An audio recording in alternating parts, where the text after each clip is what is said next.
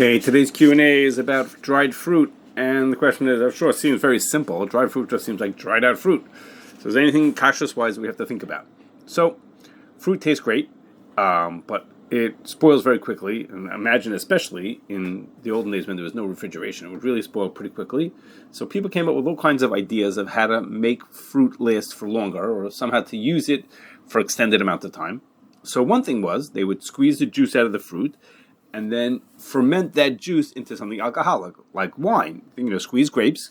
Instead of the grapes just spoiling, you squeeze the grapes, get juice out of it, and then ferment it. And if you keep that fermented juice in a sealed container, meaning without any air getting into it, it would stay fresh for quite a long time. Okay, so that's one way of preserving fruit or managing to keep it for a long time. But drying fruit is a different way of doing it, and that is, if you dry out the fruit, then it has very little what they call active water, and without that amount of active water in it, it'll never spoil. So the traditional way people used to dry fruit was they would lay it out in the sun, and it would just dry out, just lay out there and dry out. And there are certain fruits that's still done for that. Like think about regular brown raisins, are typically dried like that.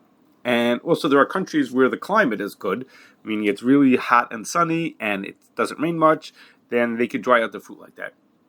Other people, instead of, where that's not suitable, they put the fruit onto a tray and they put it into a hot, sort of hottish, warmish chamber, and it sits in there until it dries out. Okay, the equipment is very simple and very low tech, and basically the only thing you could do with it is dry fruit with it. So there's not really a concern that equipment might be used for something that was not kosher. But however, a possible kashrus concern that there is that many of these companies will spray oil onto the dried fruit to keep the pieces from sticking to each other. And so that's a little bit of a concern. It's particularly a concern for Pesach, because that oil that they use is usually soybean oil, which is kidneys. So that's one issue. Separately, some fruits have insects in them, and if you dry those in the sun, then you can't eat the fruit, or you have to check for insects before you do that, because the insects would still be in there, they'd just be dried out.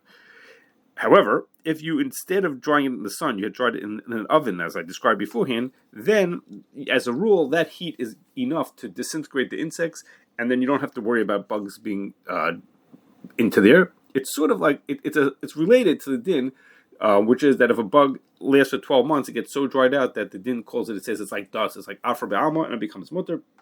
So if you heat dry a fruit, the same thing would happen, and the bugs that were there are mutter. Now, there are some fruits, particularly berries, that are dried using a much more advanced method. Not by drying in the sun, not by drying it in a little oven, but by a method called freeze drying.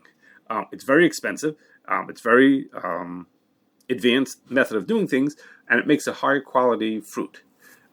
Freeze drying takes care of the bugs also, not a problem. That's good. It gets rid of dries out the bugs also, but it has its own kashrus concern, and that's because the equipment that you use to do freeze drying is very versatile and very expensive and very useful.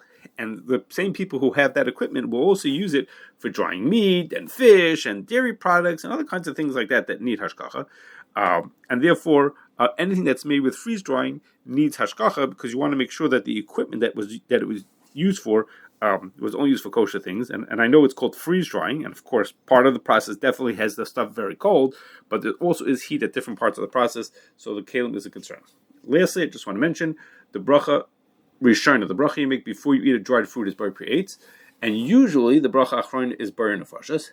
Exceptions to that is if you have dried grapes, meaning raisins, or dried figs or dates, those fruits are from the Shivas Haminim, the 7 special fruits of Eretz Yisrael, and therefore the bracha achrona you make, the bracha after you eat them, is al eitz al pri-eitz, which is basically a very similar but a little bit different version of al hamichya.